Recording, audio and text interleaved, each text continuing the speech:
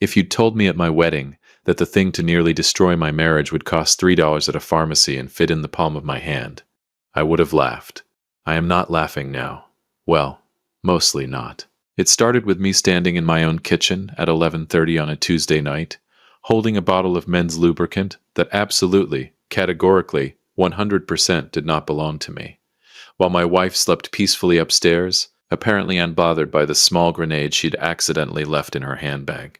Welcome back to Dad's True Revenge. Grab your snacks, get comfortable, and remember, the people in these stories had every chance to behave themselves. They just chose wrong. Drop a comment and be sure to subscribe. You're going to love it here. I'd been looking for the spare car keys. That's it. That's the whole origin story. Not jealousy, not suspicion, not a gut feeling or a sudden revelation or a sign from God. Just car keys. Because mine had fallen between the couch cushions, and I had an early meeting with a parent at Eastfield High who I was already dreading. I reached into Kimberly's brown leather bag on the kitchen counter, the one she always left there, and my hand found chapstick, her work ID, a pack of Tic Tacs, the keys I was looking for, and a matte black bottle with minimalist font that said, in the kind of tone that only typography can achieve, that it was absolutely not a woman's product. I stood there for 10 seconds, maybe 15. The refrigerator hummed. The clock above the stove ticked. I turned the bottle over in my hand like I was a detective examining evidence, which, as it would turn out, was precisely what I was doing, just without any of the training, the badge, or the faintest idea of what I was actually holding. Don't overreact, Nolan, said the reasonable part of my brain. Name one explanation, said the other part. The part that had apparently been quietly filing things away for 2 years, like a very patient, very paranoid accountant. I couldn't name one, so I put the bottle back exactly where I found it, went to the garage, retrieved the superglue from the third shelf behind the paint thinner, came back inside, and made the swap with the careful precision of a man who had watched too many heist movies and was now deeply regretting not having paid more attention to the part where everything goes wrong. Did I think it through? I thought it through for approximately 4 seconds, and the sum total of my deliberation was, whoever is on the other end of this little situation is about to have a very uncomfortable evening, and I am going to know about it without having to say a single word. Petty? Absolutely. Satisfying? In the moment? Completely.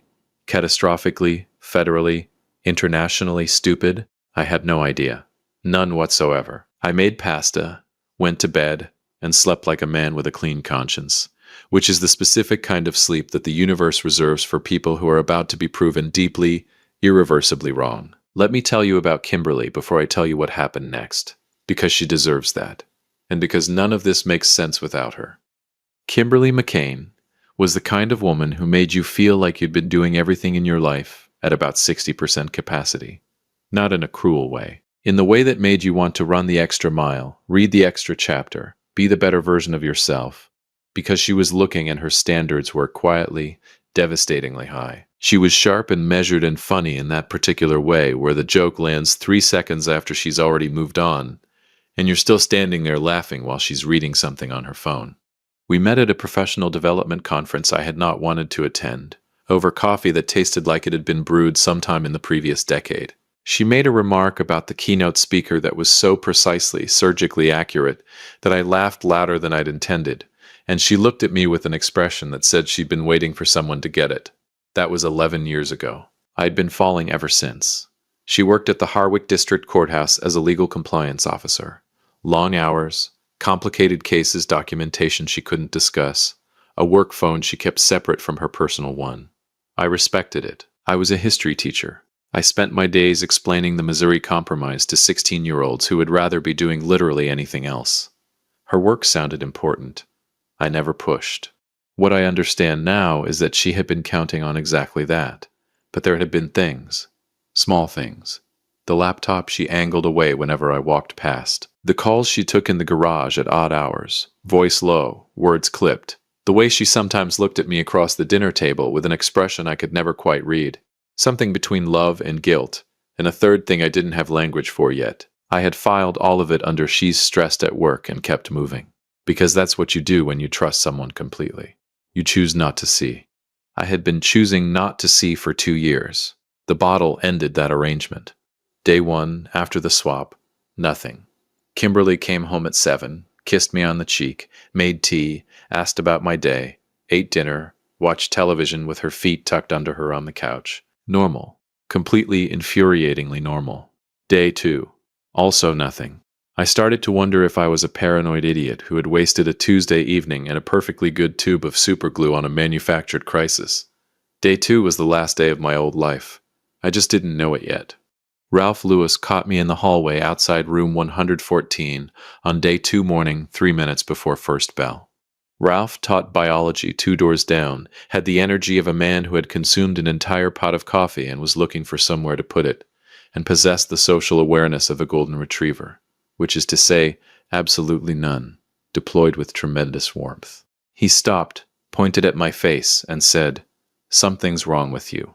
"Good morning, Ralph." "No, I'm serious. You've got a look." "I don't have a look." "You absolutely have a look. It's the look where you know something, but you don't know yet if the knowing is good or bad." He tilted his head. "Kimberly okay?" "Kimberly's fine. Go teach something." He pointed at me again, as he backed away down the hallway, still pointing, still watching, like a man filing evidence. I should have listened to Ralph. Ralph, as it turned out, was the only person in my immediate orbit who was exactly who he said he was. There is something both comforting and deeply depressing about that. Day 3, 3rd period, 11:45 in the morning. I was mid-lecture on the assassination of Franz Ferdinand, which is genuinely one of the most gripping moments in modern history if you tell it correctly. And I was telling it correctly, when Principal Donna Hartwell's voice came over the classroom intercom. "Mr. McCain, could you please come to the main office? There are some people here to see you." 26 juniors looked at me with the specific alertness that teenagers reserve for moments that seem like they might involve someone being in serious trouble. "Pages 140 to 155, I said. "There will be a quiz." There was not going to be a quiz, but the threat bought me 30 seconds of silence, and right then I needed the silence. There were 2 of them in Donna Hartwell's office, both in suits that said federal government, as clearly as if the words had been embroidered on the lapels. Both with the kind of stillness that isn't relaxed, it's trained. Donna herself was standing against the far wall next to her potted fern, wearing the expression of a woman who was very seriously reconsidering her career. The taller one showed me a badge. FBI, Special Agent Roland Briggs, Counterintelligence Division. He had the face of a man who had been delivering bad news professionally for so long that his default expression had permanently reconfigured itself into something that communicated, "Whatever you're about to hear, I've heard worse." "Mr. McCain," he said, "please sit down." "I'll stand." "Please sit down," he said again, exact same tone. Not a suggestion. I sat down. "Are you familiar?" Briggs said, opening a folder with Federal Evidence Protocol regarding the handling of monitored personal items during an active counterintelligence operation. I looked at him. "I teach high school history." "Yes, we're aware of what you teach, Mr. McCain." He didn't look up from the folder. "Are you familiar with the protocol?" "No." He explained it slowly, clearly, and without any dramatic flair, which somehow made it significantly worse. A counterfeiting syndicate. 18 months of federal surveillance. Defense intelligence being moved across state lines inside commercial lubricant bottles. Microfilm. A tracker. A microdot capsule. The handoff. Sadie Cross, the courier, collecting the bottle, noticing the tamper, vanishing within the hour. The primary target going dark. 2 years of operational groundwork gone. He closed the folder. "You did that," he said. The room was very quiet. Donna Hartwell appeared to be studying a point on the wall approximately 6 inches above my head, with extraordinary focus. "I want to ask about my wife," I said. Briggs and his associate exchanged a look. The kind of look that has a full conversation living inside it. "Mr. McCain, don't." My voice came out steadier than I felt. "Don't say my name like that. Don't give me the pause. Just tell me." "Your wife," Briggs said carefully, "has been an employee of the Federal Bureau of Investigation for 9 years. The fern in the corner of Donna Hartwell's office had 1 brown leaf at the bottom. I stared at it for a moment. "She's not a compliance officer," I said. "No." "She never was." "No." 9 years. "We had been married for 6. Is she safe?" I asked. Briggs looked at me for a moment, and something shifted in his expression, not warmth exactly. Recognition. The kind a man gets when he realizes the person in front of him isn't going to fall apart. For now, he said. She's been pulled from the field. She's at the Harwick Federal Building. I nodded once. I looked at Donna Hartwell, who appeared to be praying silently, and I said, "Cancel my afternoon classes." I didn't know it yet, but I had just asked to be driven toward the first in a series of revelations that would dismantle every assumption I had ever made about my own life. The second revelation was waiting for me at the Federal Building. The third was buried in a file that an analyst named Priya Anand hadn't found yet. And the fourth, the one that would put me in a rain-soaked parking garage in Clarksville staring at a dead man. That one was still 3 weeks away. They drove me to the Harwick Federal Building in an unmarked car that smelled like stale coffee and institutional ambition. I sat in the back and watched Harwick go by through the window, the diner on Clemens Street where Kimberly and I ate breakfast every Sunday, the park where we walked when the weather was good, the courthouse where she had never actually worked, and I did the thing I always did in moments of crisis, which was to try to find the historical parallel. I couldn't find one. History, for all its usefulness, does not have a chapter on what to do when you discover that your wife of 6 years is a federal operative who has been living a double life with the calm efficiency of a woman who has simply never found it necessary to tell you. The Federal Building had the energy of a place where important things happened in deliberately unimportant-looking rooms. Briggs walked me through a hallway that smelled like recycled air and stopped outside a door with a small reinforced window. Kimberly was sitting at a table on the other side. Same gray blazer she'd worn to work that morning, hands flat on the table in front of her. Not cuffed. She wasn't a suspect, but there was something different about her posture. The performance was gone. All of it. The careful, curated ease she wore every day like a second skin had been taken off. And what was underneath was someone I both recognized completely and didn't know at all. She looked up and saw me through the window. I don't have the right words for what moved across her face in that moment. I've spent 12 years finding language for human experience, and I still don't have it. It wasn't guilt. It wasn't relief. It was something that looked like a person setting down something extraordinarily heavy after carrying it for a very, very long time. Briggs opened the door. I walked in and sat across from her. The door closed. Silence.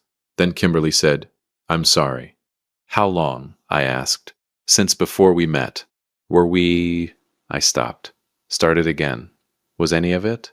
"All of it," she said immediately, firmly, like she'd rehearsed it and it still hadn't gotten any easier to say. "Nolan, all of it was real. Everything that was us was real. I need you to hear that before anything else. You lied to me every single day for 6 years. About work, not about us." I laughed. It came out wrong. Too sharp, too short. "That is a distinction you are going to have to walk me through very slowly, Kim. Because from where I'm sitting, those two things are not as separate as you seem to think they are." "I know." Her voice broke on the second word and she pulled it back together with the kind of precision that told me she'd been pulling herself together under pressure for a long time. "I know what I took from you. I'm not going to tell you it was okay because it wasn't. But I need you to know that I chose you. Every single day, through every operation, every cover story, every closed door, I chose you. And there were days when choosing you cost me more than you'll ever understand." That last sentence, I filed it away without knowing why. It would matter later. It would matter enormously. "Tell me about the bottle," I said. She walked me through it.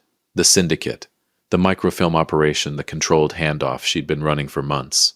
The bottle as evidence container. Tracked, embedded, carefully placed. The night of the exchange, it was supposed to be the one-time glue. The syndicate's top handler, a ghost with no name and no record who had been operating invisibly for over a decade, was supposed to surface in person. One moment, one identification. The whole operation hung on it. And then her history teacher husband had come along with a tube of superglue and turned the whole thing into an artifact. The courier noticed within minutes, Kimberly said. "Sadie Cross. She's experienced." She felt the weight difference, checked the seal, and disappeared. Glue went dark within the hour. She paused. "Roland is furious. Roland Briggs just told me I destroyed 2 years of federal work in my kitchen on a Tuesday," I said. "Furious seems reasonable." "Nolan." She looked at me steadily. "I need you to know something. The reason I never told you, it wasn't only protocol. I was protecting you." "From what?"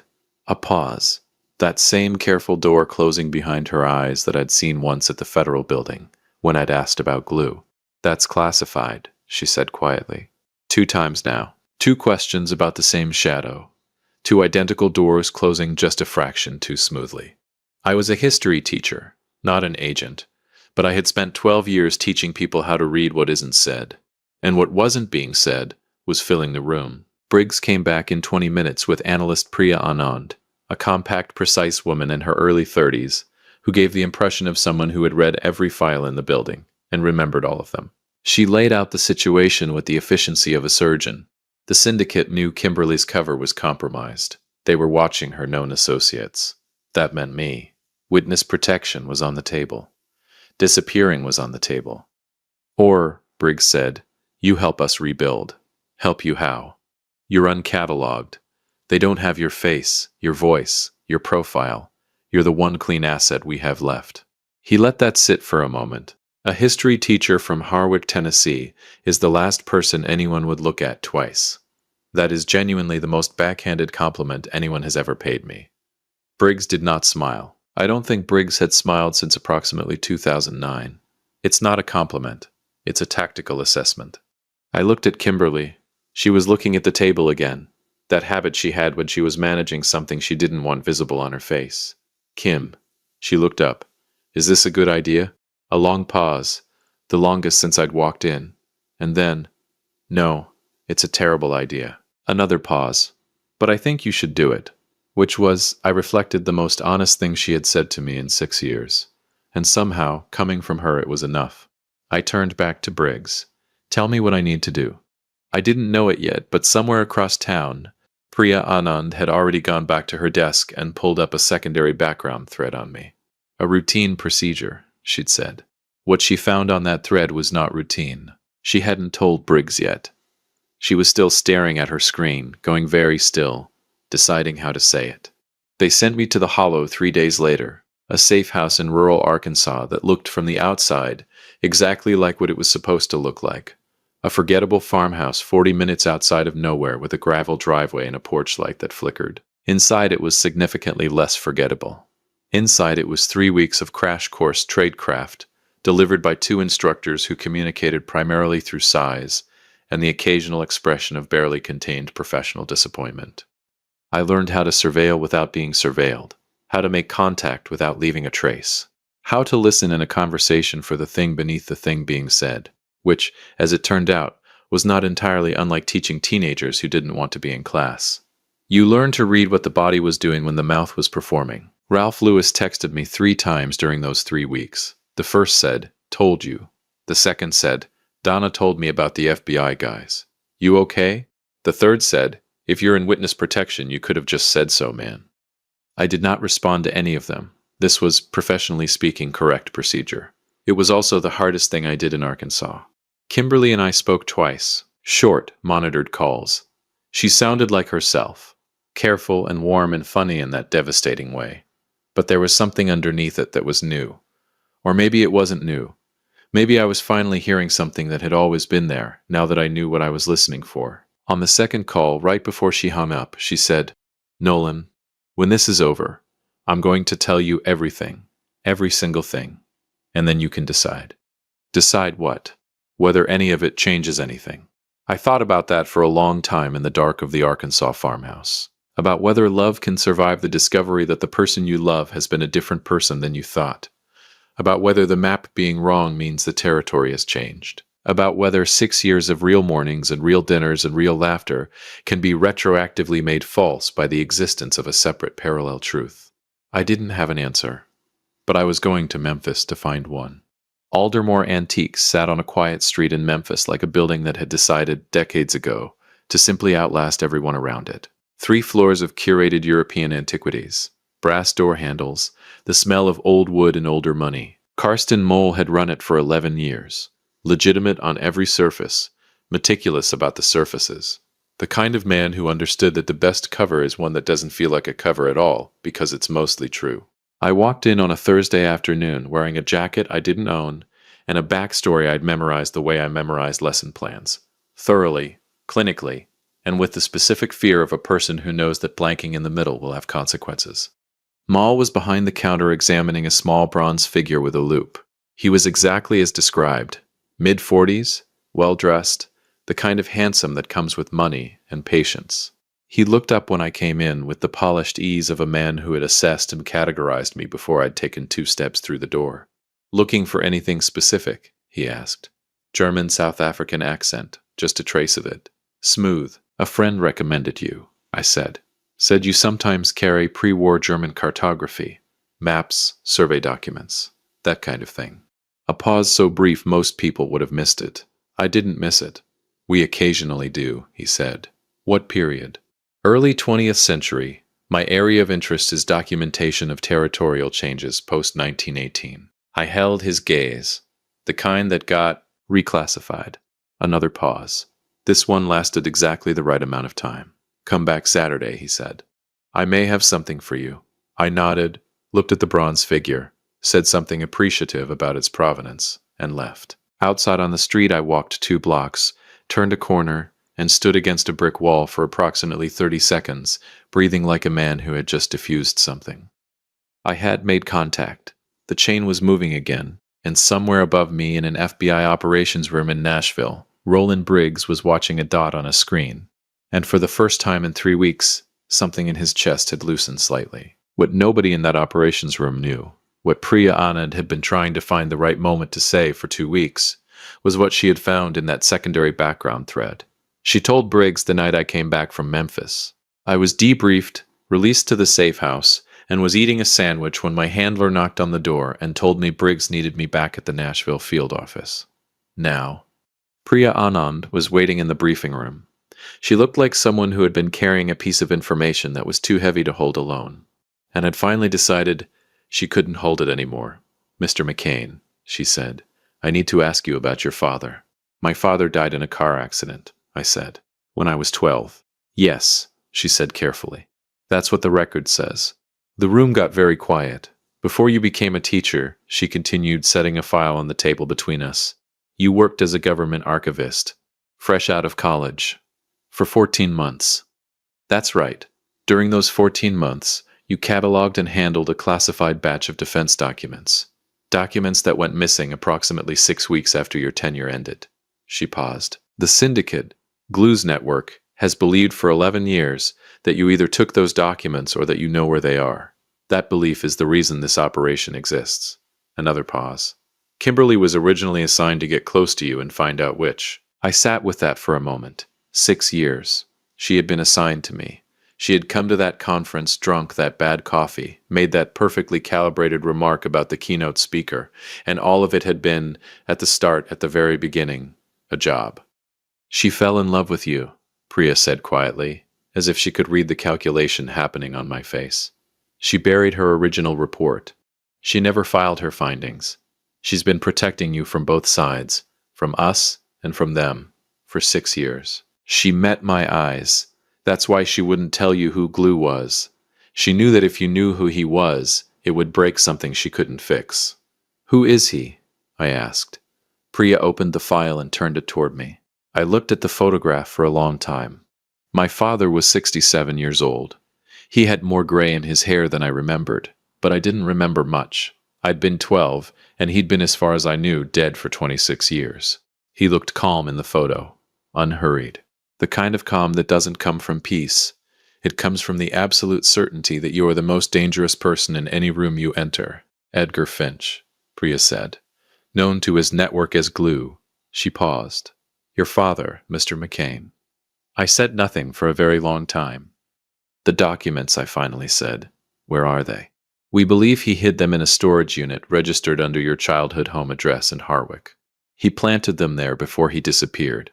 Insurance, against the government, against his own network, against anyone who might come for him." She closed the file. "He's been using your name as a shield for 26 years. The syndicate thinks you're complicit. The FBI has considered it. And the only person who has consistently, unconditionally, maintained that you knew nothing was your wife. I hadn't known. I genuinely hadn't known, and Kimberly had known that I hadn't known and had spent 6 years standing between me and everyone who wasn't sure. That was the weight she'd been carrying. That was what choosing me had cost her." "Okay," I said. Priya looked at me. "Okay. Tell me how we finish this."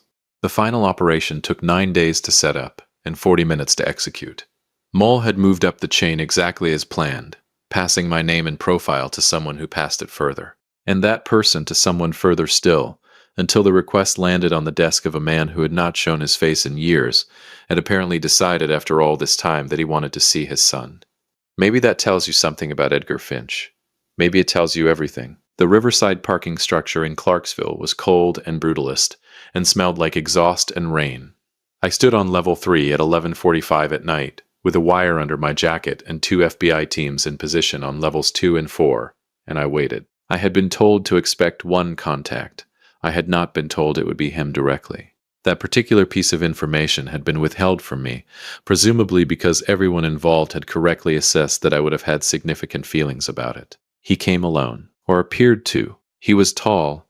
I'd forgotten that, or maybe I'd never had the context to register it when I was 12. He walked with the unhurried ease of a man for whom threat assessment was as automatic as breathing. He stopped 6 feet away and looked at me with an expression that was almost paternal.